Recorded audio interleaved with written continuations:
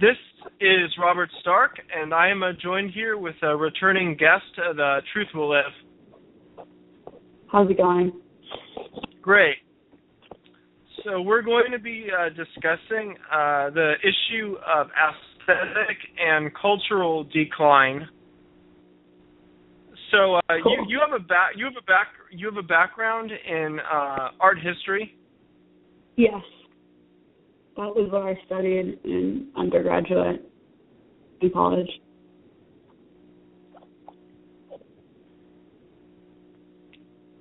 And you've discussed this issue a little bit in some of your YouTube videos, but you haven't really gotten into that much detail about it, but you've touched upon it. Yeah, I haven't talked about it too much yet, just because I'm still kind of introducing myself. Takes me a long time to... And, it's more, I guess... Well, I can't really decide if I want it to be like a political channel or a philosophical. I think I kind of want it to be both, but it hasn't really been completely established yet. So, yeah, I just haven't made that many videos yet. But yeah, I mean, you're fairly new to all this. You just got started. Yeah. Yeah, I've only been doing it for like a month or two. Maybe a couple months.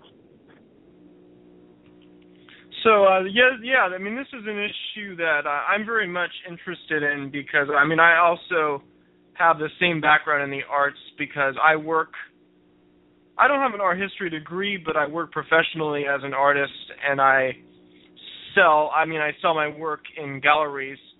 So I'm very interested in arts and anything to do with aesthetics. Mm-hmm. And it's something that there's been such a decline in aesthetic standards, but it's not something that is I don't think it's talked about that much. Mm-hmm. It is talked about, but in the kind of well, first of all, I've noticed is the people who are most involved, who care the most about aesthetics, who are involved in stuff like the arts, for example, they tend to be more associated with the left. But one of the main things I really sort of dislike about mainstream conservatism is they tend to have just about pretty much zero interest in aesthetics, arts, and culture. Yep. No, I have a theory about this, and it's the same with film and just any sort of art or music in general. All seems to be predominantly left wing, and I think I've thought about this. I could be wrong, but I think maybe the reason for it is that conservatives are too busy doing things like raising families and doing normal people things, whereas leftists are kind of tend to be more eccentric and they have more time, and they're more of kind of follow your dreams type people rather than follow the path that's been set out for you type people. So maybe that's why Hollywood and all of that stuff is dominated by left-wing people. I could be wrong. It would make sense though, I think. I think you're right. Yeah, I think you're right about that, but I also think that conservatives tend to focus all their energy into politics. I mean, conservatives you mentioned they're busy raising families, but even conservatives who are not busy, they spend their free time and their energy in regards to blogging, they put it all into politics, but there's less interest in writing and in culture because you have more of an impact on society through influencing the culture than you do through talking about politics. Right. There's a lot of conservative cultural commentators. I would say like Roger Scruton and Theodore Dalrymple and people like that. I feel like there are a lot of people like that, but there's not they're on the sidelines critiquing the culture. They're not actually creating like works of art and films and television shows and that type of thing.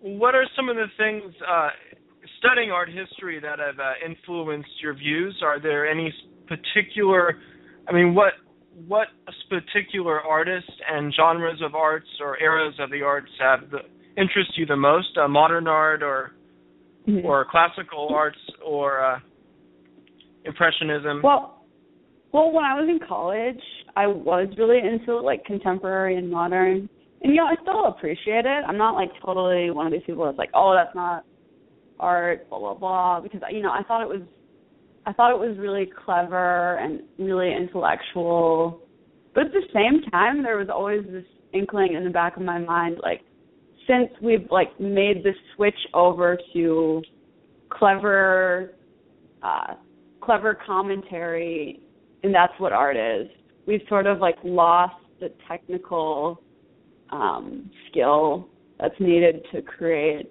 like Renaissance type art. And I think there's like this trade-off there, because I think, when the modernists first came out, I don't think in a million years they would have thought that because this became the predominant thing, that technical classical art would be sort of lost with it. And the other thing is, like, I think, like, I still can appreciate people like Jackson Pollock, because like what they were doing at the time was original, because they were the first people to do it. But then I always had this other weird feeling that, that was, 40, 50 years ago, and people are still kind of doing like the splotch on a canvas and calling it original, and that's what they're still doing 50 years later. You would have think they would have moved on, because it's like, once, I would say he like killed painting in a way. And then it's like, when people are still trying to do this abstract thing, it's like, well, people have been doing that for 50 years. Like, why do you need to keep doing it over and over? It's not clever anymore. It's not original anymore. It's not aesthetic. I guess, like, there's some sort of like minimal modern stuff that can be aesthetically pleasing, but it's like at some point it just becomes like a joke. And that was the other problem, because I was involved in music, like punk rock specifically, and that it was the same thing. Like, I thought it was really cool on the one hand, like I thought the original punks were cool, but then I was like, well, why are we still doing the same thing like 40 years later? Like, maybe like there's something else we should be doing. This should have died, And that's what I kind of like about what a lot of conservative people are doing now, or like people on the alt-right, because like they're actually taking a risk. They're actually breaking taboos and treading into unknown territory, instead of just doing the safe thing that people have been doing for 40 or 50 years. So I think the alt-right attracts a lot of creative people. I think that's definitely true. But as far as like mainstream conservatives, like the kind of people who are into Fox News and the Tea Party, right.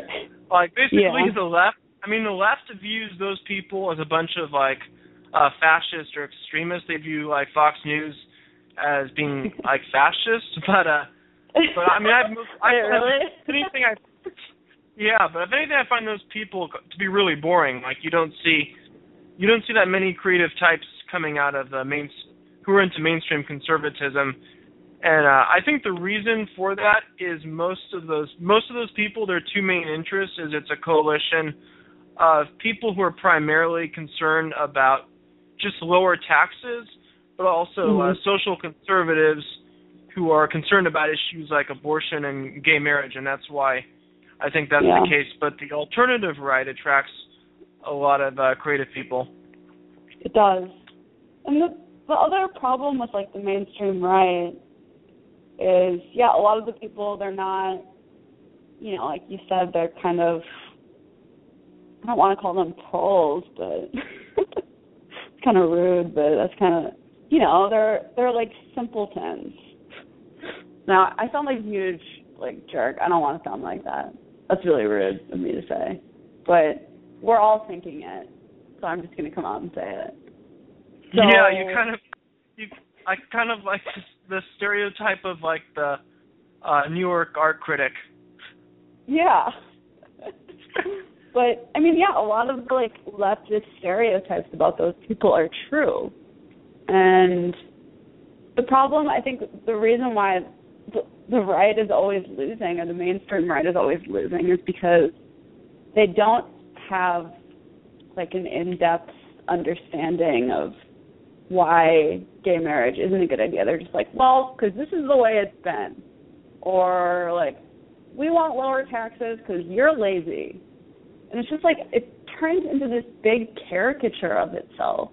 Because, yeah, a lot of the people, like, if you, like, the way I view things, I'm looking at, you know, what effect is this going to have on society as a whole? And, you know, has this happened before? Because a lot of people on the left and right don't really have that good of an understanding of the way history works. But with the left, it's like they're thinking, we can just progress and progress and progress and, you know, remake humans into this new thing that's never been done, and it's going to be a utopian world, and we're so original. And, you know, they don't really have, like, an understanding of, you know, maybe, like, all of, you know, like, their gay rights, for example, like, being gay and, like, doing stuff like that is nothing new. Like, it's one of these things that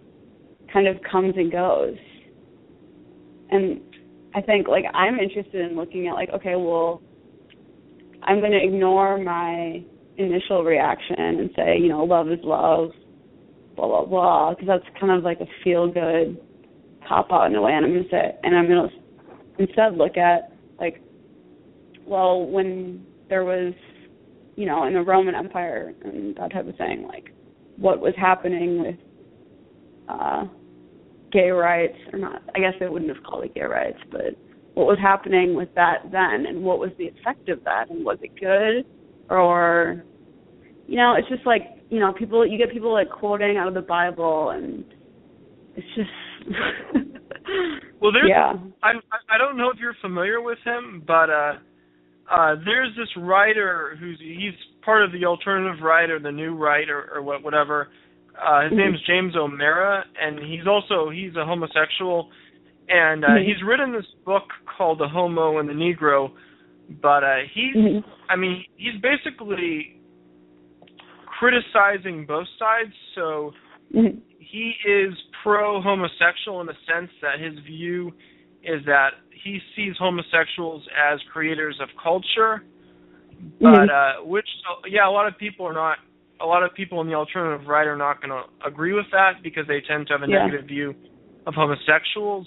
But I think his theory is interesting about how he's basically said how the right has, like, shunned all the creative types. That's basically his theory. Are you familiar with James O'Meara?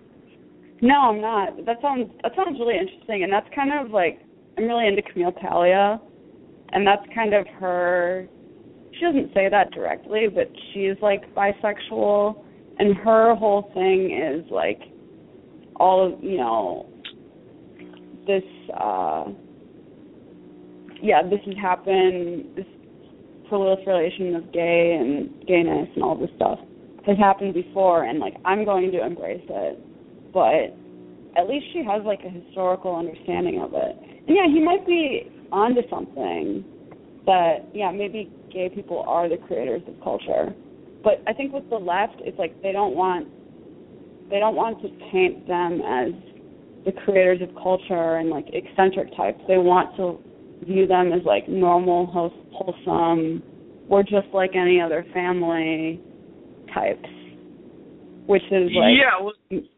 Basically his theory is because his reason why gays have had more energy, put more energy into creativity, is the same thing you've said about liberals, is they weren't brought down by raising families. So his criticism of the left is that the left wants to turn homosexuals into heterosexuals who go off and move to the suburbs and get married and have kids. Yeah, exactly. And it's just, I don't have a problem with, people doing what they want, I guess. It's just when you force it on everyone and you're saying, like, you must accept that this gay family is a beautiful thing, and this, if you're, that this gay couple is fantastic. And they did, at first it was like, with their thing, they were just saying, no, we just want to be tolerated. And then now it's like, it just devolved into this, you must think this is wonderful, otherwise you're a bad person, you're a homophobe, and you're horrible. Whereas, like, yeah, it sounds like this James O'Meara guy and Camille Paglia, like, they recognize it as, like, a deviation from the norm instead of trying to make it into the norm. You have touched upon in your podcast, you've talked about aesthetic decline in cities and how people have moved out to these suburbs and how that's gotten started. And that's sort of another issue with that ties in with the left and the right, because a lot of conservatives view that as a lot of conservatives kind of almost sort of worship the suburbs and that kind of like ugly strip malls and McMansions and that kind of stuff. Well, liberals are more likely to be interested in things like historic preservation, and they're more likely to be willing to spend like big money to live in a place that has character, even if it means living in a smaller home. Right. Yeah, and I'm totally in agreement with the left on that, because maybe it's because I grew up in the suburbs. I don't know. Did you grow up in the suburbs, or you grew up in like urban? Sort of. It's hard to just a little bit of both. I don't know if you're familiar with LA, but I grew up in the west side of LA, so it's kind of a mishmash of like of both in a sense. Kind of the same. Where I grew up was pretty. Have you been to LA? No, I haven't. Yeah, I don't know. I grew up in the suburbs, and I don't know, around here it's like all of these suburbs look exactly the same. And they all, like, you can't tell where you are because it all looks exactly the same, and it's soulless, and there's no thought put into it. It's just like, let's put up this strip mall quickly because it's functional. And this is another thing. It's like the left associates the right with, like, capitalism and maintaining the status quo, and that's like the essence of that is like suburbia, where everything's the chain store, everything looks the same. It's just soulless, and I can absolutely sympathize with the left because I don't like that either. It's, it's depressing, and I can't live in that because I don't think any human should be. I guess some people just don't care. This is why I have a hard time like relating to people that just don't notice or don't care. I think that's true, but I'd say about like 70% of people don't care about aesthetics at all. But I've been reading, about aesthetics lately, and maybe these people would be happier and not without realizing it if they were in a more aesthetically pleasing environment. Because, like, why do people, everyone loves going to Paris and going to Europe and all of these places, and it's because it's beautiful. And they want to get away from their, like, suburban nightmare because it's depressing. So I think, like, on some level, and I think a lot of this is objective, too. People will say, oh, beauty is in the eye of the beholder, but I read another article that said they've done studies, and they asked people from all different cultures and all different walks of life, like, which is beautiful, and everyone was basically in agreement. Because, like, yeah, everyone will go to Paris and say it's beautiful. Like, why do people go there?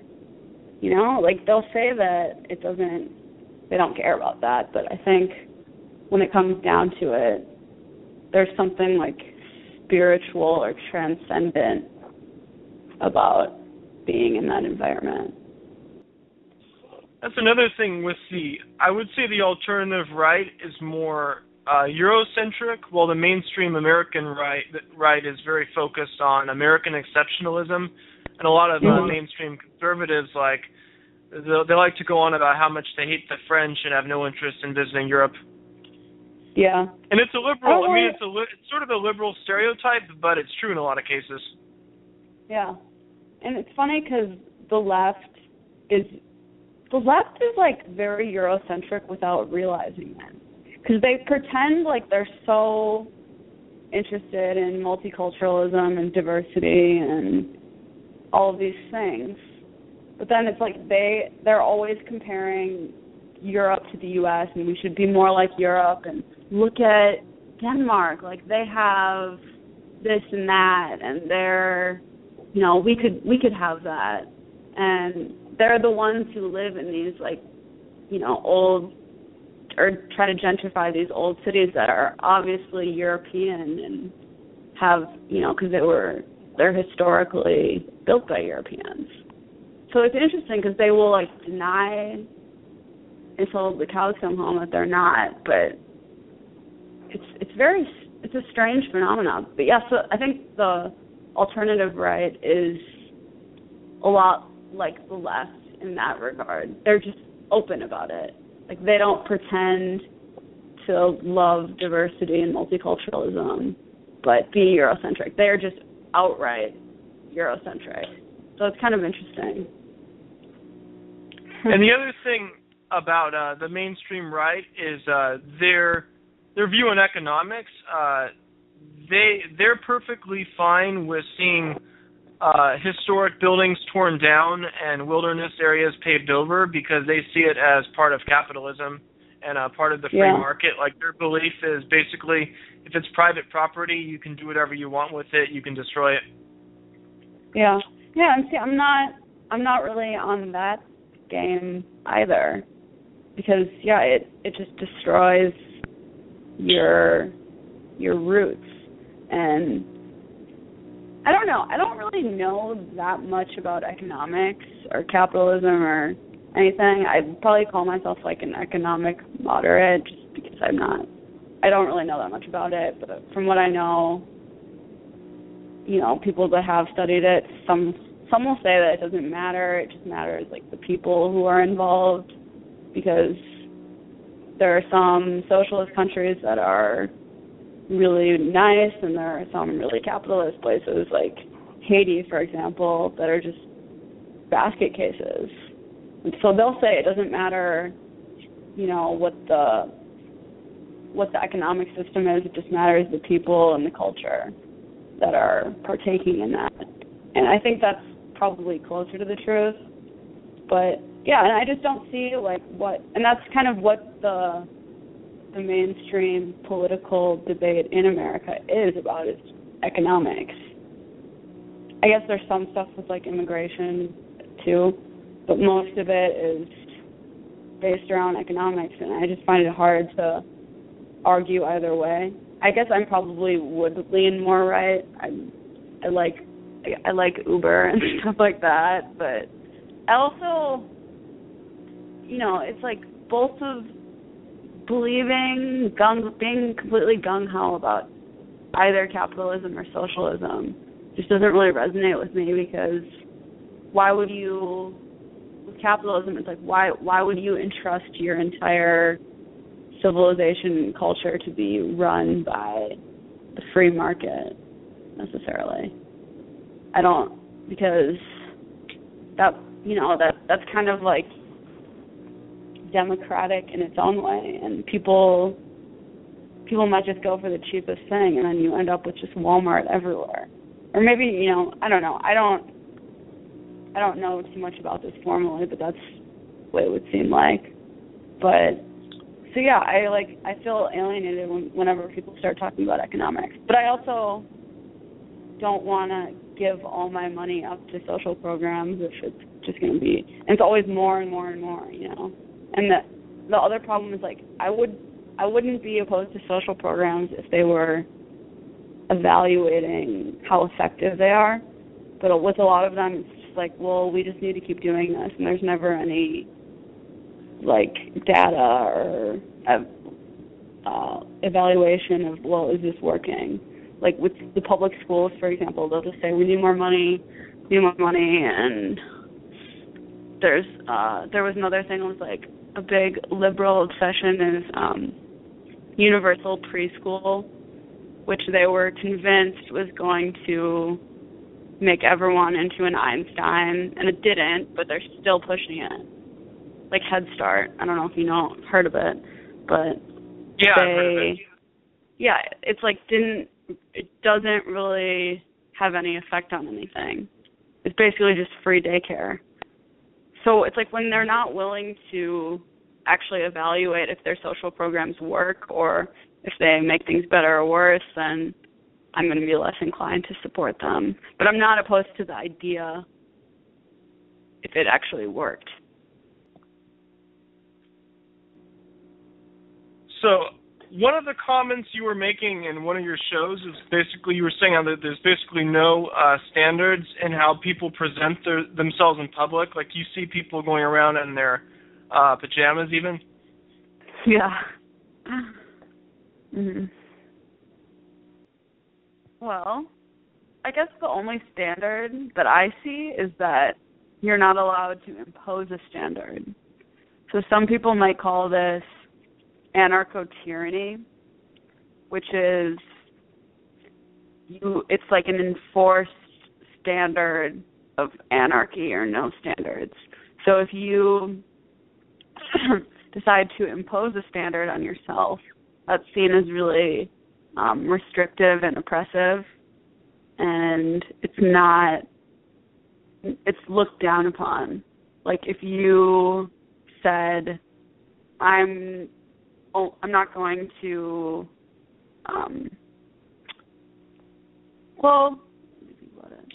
it's looked down upon unless you have some sort of excuse, like a religious excuse. Then it's like, well, why would you do that? Why would you have that standard for yourself? It's really unusual because, you know, we all want to be as free as possible and have as much freedom and give in to everything that we want to do, because why not? Were you saying that on one of your shows that you sort of felt like you needed religion to dress a certain way? Like, you were saying you wanted to dress in like black shirts? Well, you know, you don't need to, but if you do that and you don't have some sort of religious excuse and you're just imposing this standard on yourself and you're really strict about it, it's highly unusual. And if you had kids and you were enforcing those kind of rules on them or that kind of standard, and you weren't a part of like some religious community, it would just be seen as really unusual and unnecessary, and people would probably try to tell you, well, just let them do, you know, wear what they want and do what they want, because like you don't have a command from God to enforce it. If you just think that's the right thing to be doing, it's not really legitimized, which kind of makes sense, because it's like if everything is up to you and your decisions, what if decisions change? But if it's like this theological command that is unchanging, that is somehow seen as more legitimate, even by people who aren't religious, because it's just, you know, someone else propositioned that before you. You're not just making it up as you go along. As far as how people dress and present their appearance, would you say that the problem is more that anything goes, or it's more that presenting yourself badly is is seen as a higher status than dressing well. You see a reversal in status in how you present yourself. Well, the culture itself is really immersed in this non-judgmentalism. Like, you're not, if someone isn't up to standards or wearing their pajamas, we're just supposed to say, well, like, to each his own, wear whatever you want. It doesn't matter. There's no, what's the word I'm looking for? I can't remember. Anyway, yeah, so, like, I was at the DMV the other day, and there was, like, a person dressed as, like, a furry. You know what that is? Yeah. It's a sexual fetish. Yeah, and, I guess it's rude to stare, but how can you not stare at something like that? And you're supposed to pretend like these things are normal. You're supposed to pretend like everything is normal just because it exists. No, there's no standard and no judgment because every opinion is deemed to be equal to every other opinion because every person is supposed to be equal to everyone else. No one has like a higher moral judgment. Like, yes, we know obviously there are some people who are more intelligent, but every person is supposed to decide for themselves which people they're going to listen to, which people are the intelligent ones and which are the stupid ones. And when you have that, when there's no central authority, and I don't even just mean like, because I've gotten people mad at me saying, no, because then that's like tyranny and the government, like you don't want the government enforcing you because that's totalitarian. I'm not even talking about totalitarianism. I just mean like a shared culture or a shared cultural standard. It doesn't really exist. And I think it's the result of egalitarianism because I think what it used to be was people knew that, people weren't equal to them because there were social classes and there was like a more transparent hierarchy of people. Like, for example, like the Queen of England. And I think people could see that, and they would want.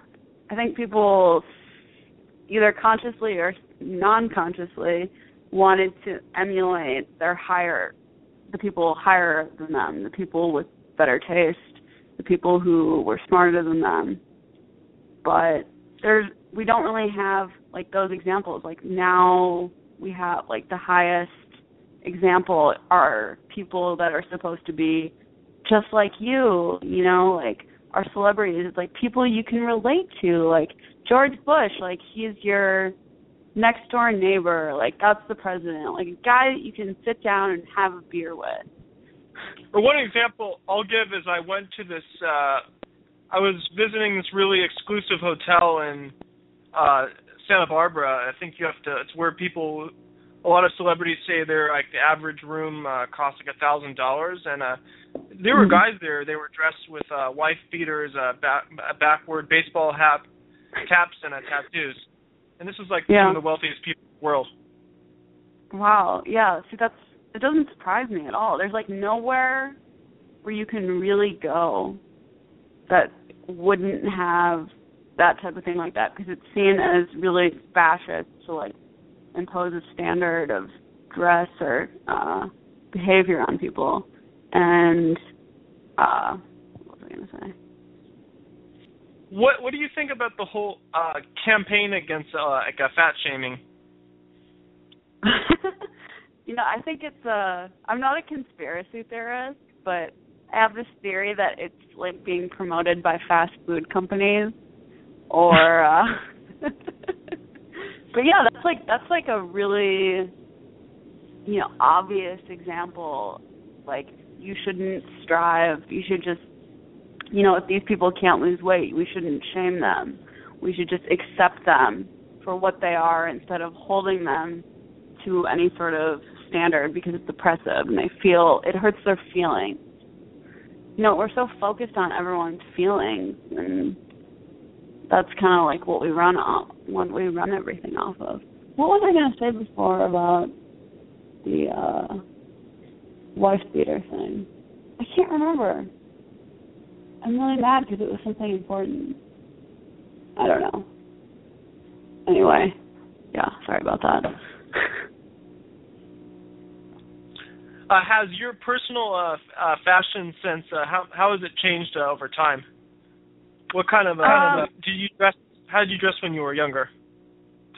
Okay, well, when I was younger, I haven't changed very much, to be honest. I think there have been points in my life where I tried to suppress the way I felt about things and the way I judge things because when you're in a culture that tells you don't judge people, that's elitist, you're a jerk, you start listening to that after a while because I don't think anyone in the world can ignore everything that's going on around them by just being themselves, especially if you have no one else that's doing that.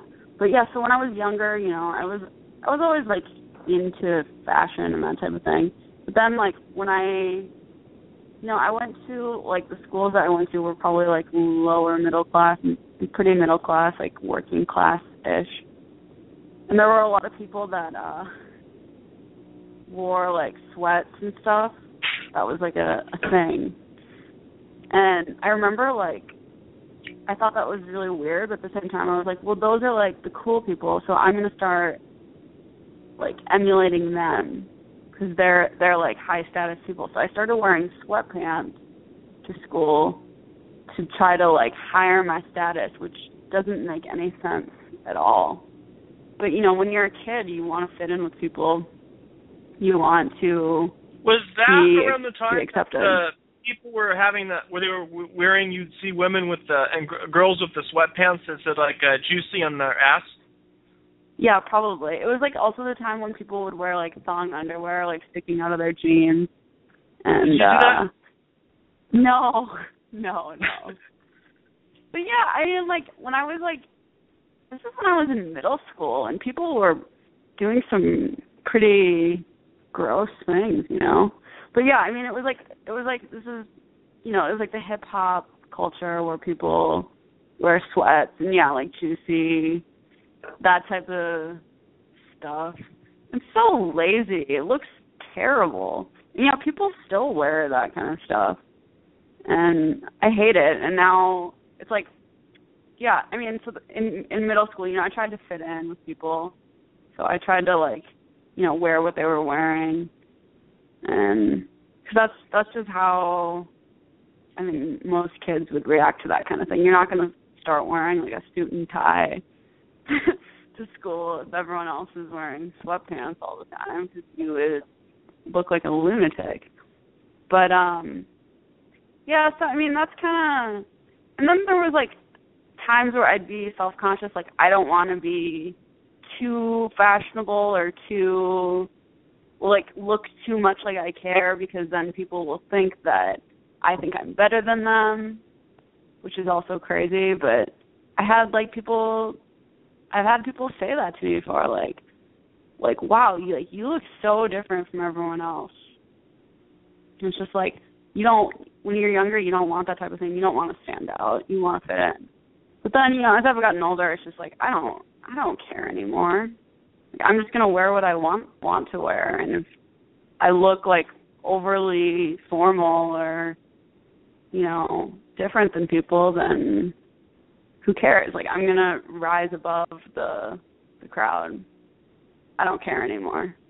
I think that's just a natural thing that happens as you get older. You stop caring so much what the crowd is doing and just go with what is right in your heart. Some people maybe don't, but... Would you say, have you been more of a nonconformist most of your life? Yeah. I I think it started when I was 14, maybe. Like, when I was a kid, I tried to be very conforming. But then, like, you know, I had, like, teenage angst, and I never felt like I fit in, you know, in school or anything. So, yeah, I went through all the phases that, you know, teenagers go through when they're angsty and trying to be non-conforming. Like, I was a hippie and a punk and, like, a metal person and all of these things. And, like, you know, but the last few years I realized, like, it's all just, you know, all of that stuff. It's like you're putting on a costume. You're trying to play a part. You're trying to fit in with a group of people that are supposedly non-conforming, but then they all just conform to each other. So it doesn't really make sense, and it's kind of juvenile. And now it's like, you know, I still see those people, but it's like now I look at them and I'm like, you need to grow up. Stop playing dress up. And yeah, they probably would, if they heard me saying this, they would really hate me. And, you know, think I'm so much better. It's not that I think I'm better. I just, you know, gave up trying to please people who I don't think matter anymore. How do you think people should present themselves and dress ideally? Do you think there should be some kind of a uniform standard, or you think it really depends on the situation? You know, like, I think people should try to emulate people that they think have good taste.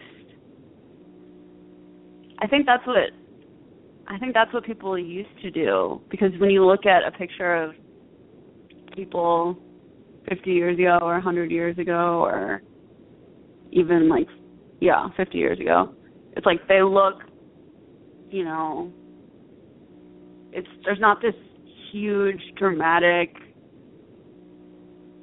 difference in how people of different social classes dress. Like, everyone looks pretty put together. I mean, maybe I'm missing something. Like, yeah, there's obviously some differences. And it's interesting because we see photographs from the 1950s, even it was common for black people even to wear suit and tie on a regular basis.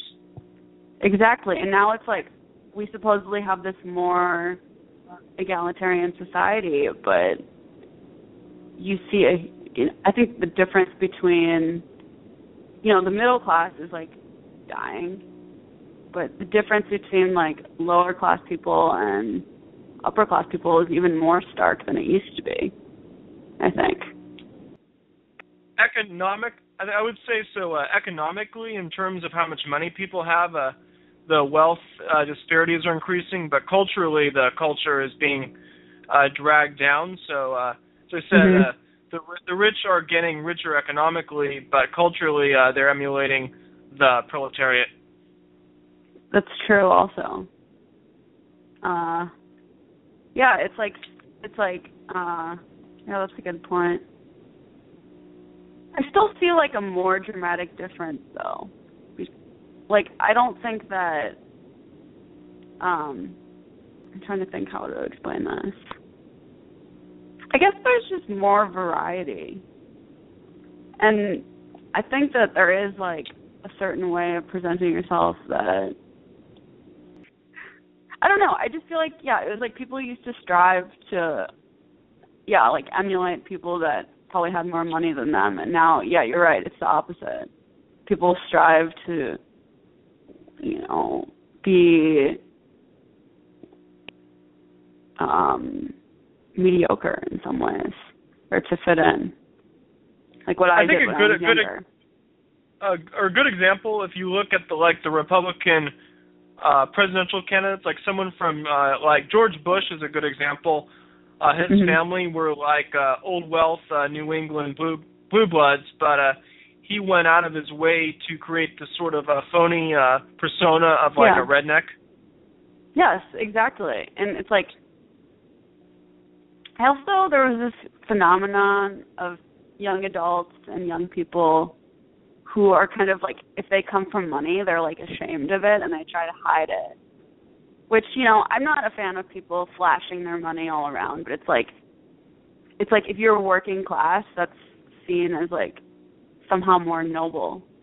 Like if you inherited money, it's like you're bad. You didn't do anything to earn that, so you're just like spoiled brat and screw you. You're like a bad guy. But if you like came from some working class or poor family, it's like you're like much more, you're seen as like much more noble in a way. And yeah, it's like you see people trying to emulate the working class. Like there was that trend like 10 years ago where, you know, Ashton Kutcher and all those people, they were wearing like trucker hats and oh yeah.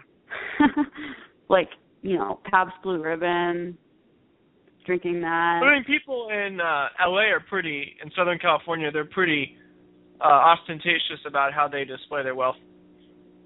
Yeah. They just have a lot of bad taste. Yeah. I've never been there, but I don't know.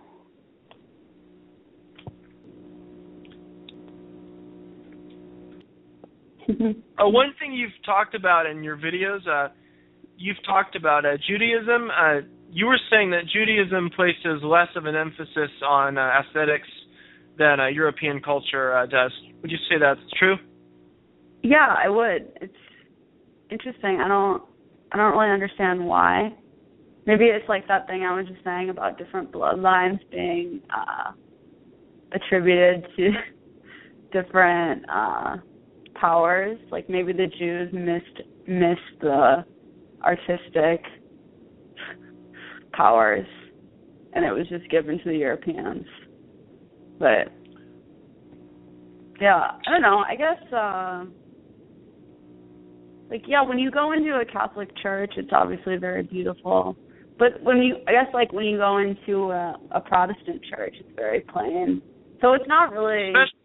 Especially those like evangelical mega churches, they look like shopping malls, like Walmart. Yeah, they're hideous.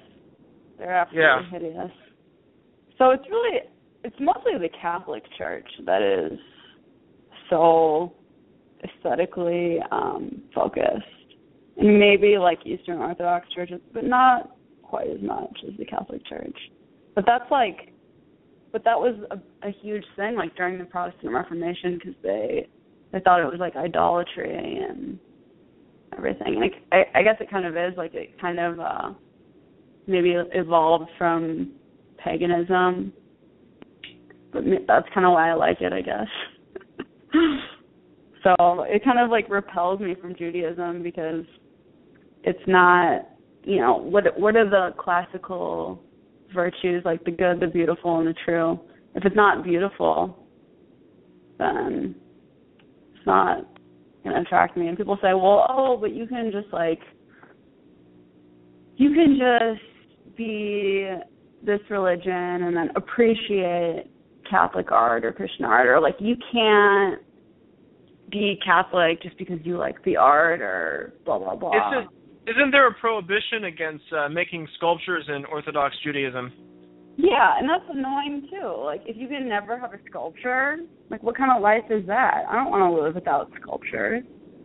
And there's a prohibition on women singing in front of men, which makes me upset too, because I think that's crazy.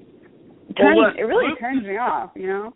What Luke was saying is the concept is in Orthodox Judaism is they build their temples in time instead of in stone and marble. Yeah, I guess that is what it is. But that's why, you know, a lot of like Nazis or anti-Semitic people will say, "Oh, you Jews, like you don't build any civilization, like you're just parasites, blah blah blah," which is kind of sad.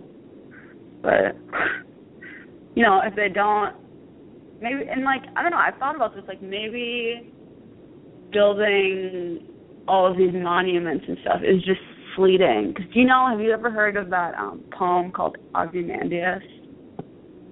Before? No. It's like, who is it? I'm looking it up. It's by Percy B. Shelley, and it's basically about some king who built some monument to himself, and inscribed was, "I am the greatest king the world has ever known." But then when the poet discovers it, it's like nothing. Like he's been reduced to, a stump. And it's kind of like, well, maybe all of this material stuff is fleeting.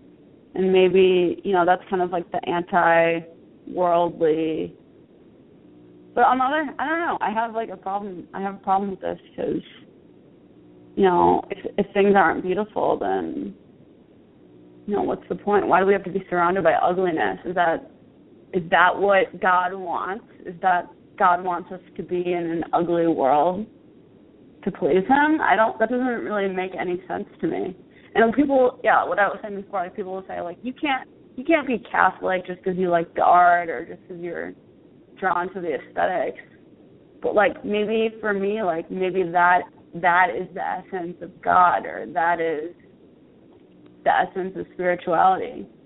Because if I'm, at a mega church or, some hideous thing, I don't feel like God is in that room. And if I can feel God's presence in a cathedral, isn't that what God is? Or maybe my theology is completely wrong, but yeah, your theology is kind of a mishmash of a bunch of different things. Yeah, this is my problem. I think I'm just a perennialist. I don't think any one of these religions is necessarily has a monopoly on truth.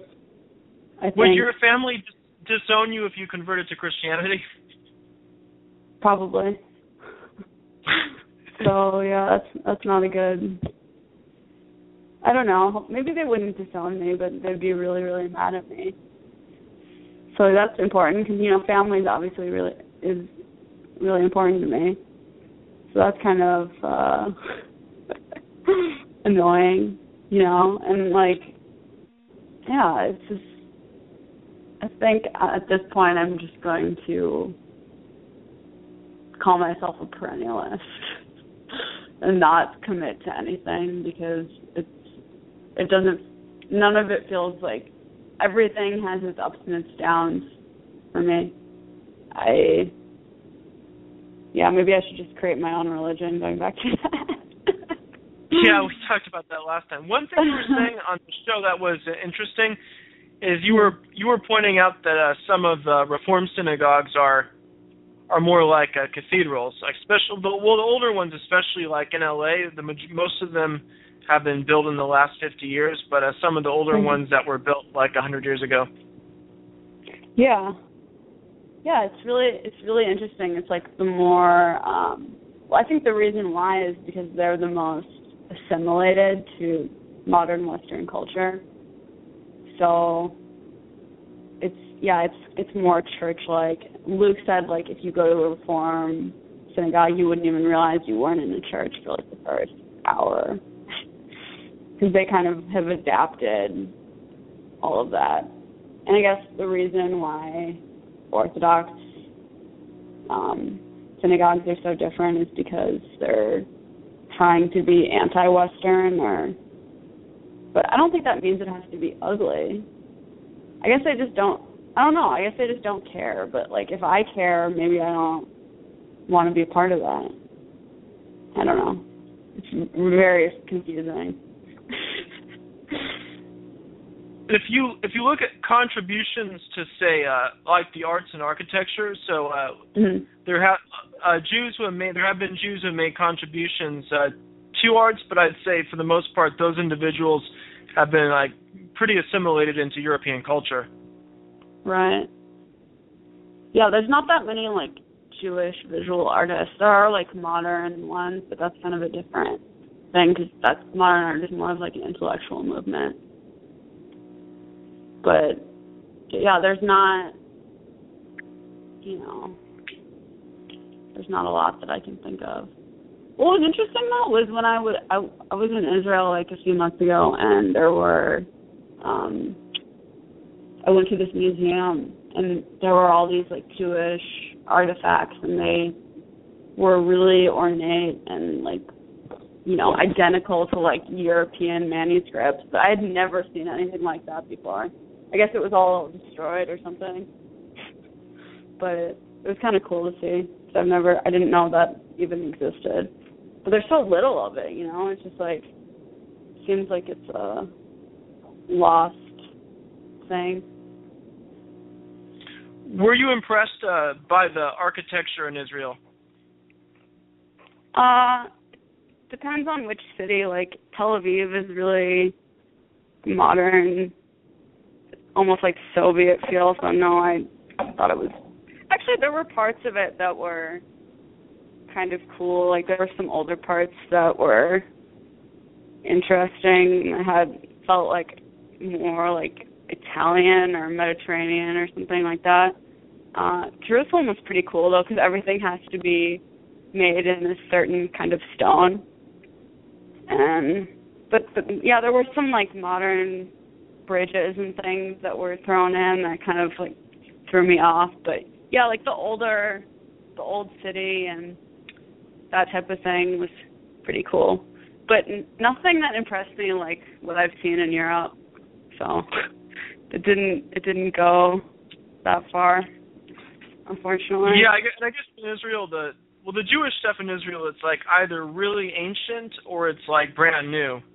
But yeah, exactly. I'd say the majority of stuff, a lot of it was created by, I guess, and what civilizations were there? There were the Byzantines, and then it was the Ottoman Empire. So I'm sure a lot of it's from those.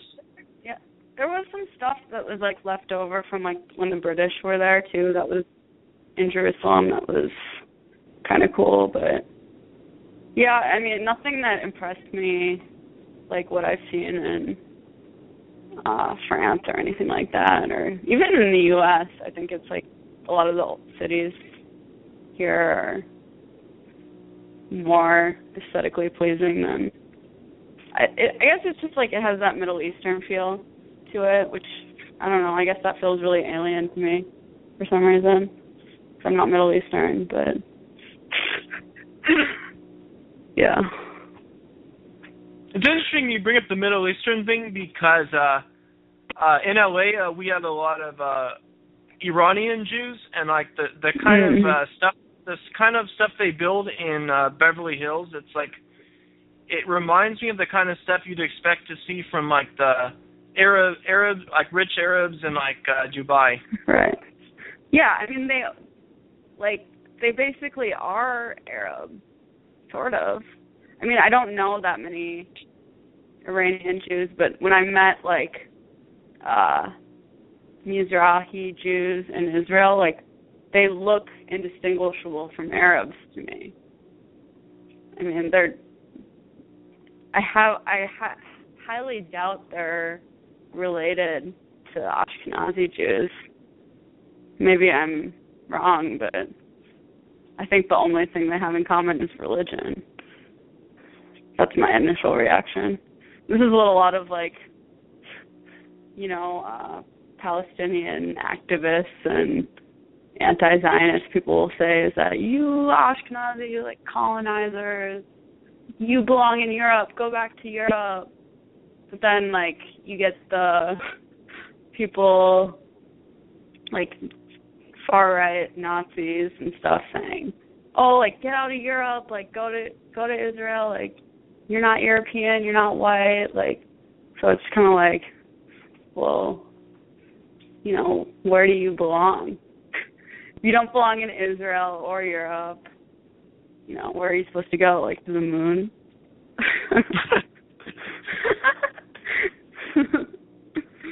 Personally, I was gonna say I am like a cold weather person, and I feel like I'm like indigenous to some sort of northern climate. I mean, like I don't tan at all. I get really warm. I don't like warm weather, so it's kind of interesting. Have you gotten like your DNA tested? Yeah, I got the DNA test, and I'm like almost 100% Ashkenazi. So I just don't believe that we like came from the Middle East. It doesn't I don't look like I'm from the Middle East. I don't feel like I am.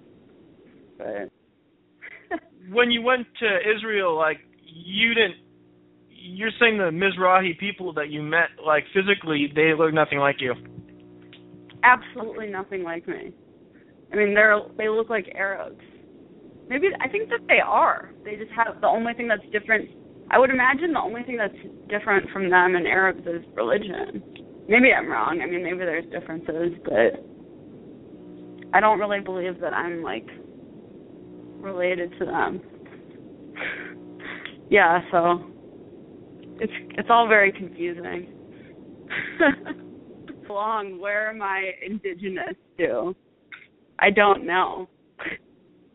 I think Ashkenazi Jews look very European. But then it's like, you know, I'm not, people have, you know, moved to all sorts of places. Like, you know, white Europeans aren't indigenous to America, and we all live here, you know. And we live in South Africa and Hawaii and all these places, so I suppose it doesn't really matter anymore. But then it's like white nationalists will say that, well, Africans, like, get out of Europe, but then, you know, it doesn't, it's like if everyone has to go back to the place where they're actually indigenous to, that's not very many places that white people would be welcome, you know. It'd, like, just be Europe. So you're saying it's hypocritical for them to advocate expulsions of all those people when they want to live in places like South Africa, Australia, Canada, America, Argentina? I don't know. I mean, that's a really good question. I've actually never thought about this before. You know, I guess, like, if they conquered South Africa and America and Argentina, then so be it. But then, like, what if Muslims conquer Europe? Does that give them, like, you know, it's tricky. I guess, like, populations have always migrated and moved. Luke was advocating on a show. He advocated the expulsion of he's advocated the expulsion of the people. Of which people? Oh, he said all minorities should be given provisional citizenship. Yeah, I don't think that's a very good idea. I think, like, you know, if he wants to make white nationalism in the USA work, they should cut out a portion and just, like, claim that. I don't think, like, expelling everyone else, there's just way too many people at this point, and most white people, like, are with the multicultural program. I mean, most of them are. I think white nationalists are a tiny minority of people. Maybe that might change. I think I'm positive it will change, you know, as white people become a smaller minority. But I think the only hope for them is, like, secession. I don't think, like, deporting everyone else is going to work. What do you think? But I mean, I like living in California. I don't know if I want to go up and live in northern Idaho. Yeah, and I don't like, you know. Also, like, it's funny because, like, Luke is an Orthodox Jew. Like, do they really want him in their white ethno state? Probably not. He would. I would feel. You know what happened? If there was a partition, he would be expelled. He might end up being expelled from both the white ethno state and the Jewish ethno state, and he'd have to go live on his own little island with Chaim Amalek. Like, you know, like the movie. You know the movie Castaway with what's his name? Where the guy's talking to his ball. It'll be Luke on an island by himself talking to a ball, pretending it's Chaim Amalek. Yeah, it sounds like what's gonna happen. And, you know, I'm not like some sort of. I think Luke is hilarious, and that's why I like doing the podcast with him. And I'm not like advocating for the creation of a white ethno-state, or like, that's not my job, you know. But like, I'm just trying to, you know, maybe like other people do need to do that. I'm not going to be like the forerunner. That's ridiculous, because I don't think I would really be like welcome in that state anyway. You might not actually face a similar dilemma. You might be ostracized from both sides as well. Right. Yeah. So I'm pretty much screwing myself over. Yeah. But I mean, I'm gonna have to go live on that island with Luke too. You'd have to go to the island and marry Luke and repopulate it. No.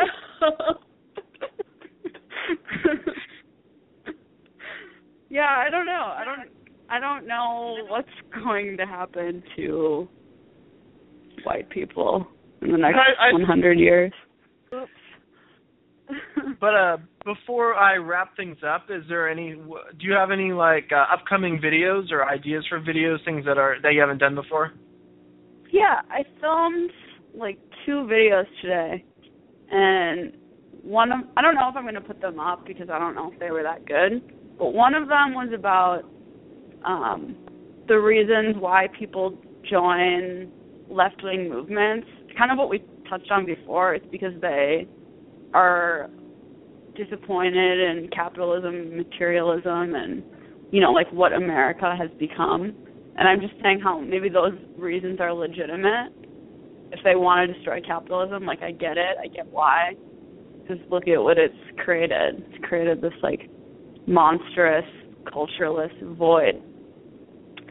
But, you know, maybe there should be an alternative that's not so poisonous, and like, why do they have to support multiculturalism and all these things when they're not supporting capitalism? Because a lot of that stuff, I think, it's like, you know, I think a lot of one of the big reasons why multiculturalism is like pushed is to create more consumers, or maybe that's wrong. I don't really know. But what else? And then I made another one. It was sorry. I made another video, and it was a response to this girl who wrote an article saying, if you're a conservative, you're a bad person, and I'm going to unfriend you on Facebook, and you're morally decrepit. And I was just responding to that. But yeah. I would like to thank the Truth Will Live for being on. Thank you. That's all we have for today's show, so take care, and we'll be back with you next time.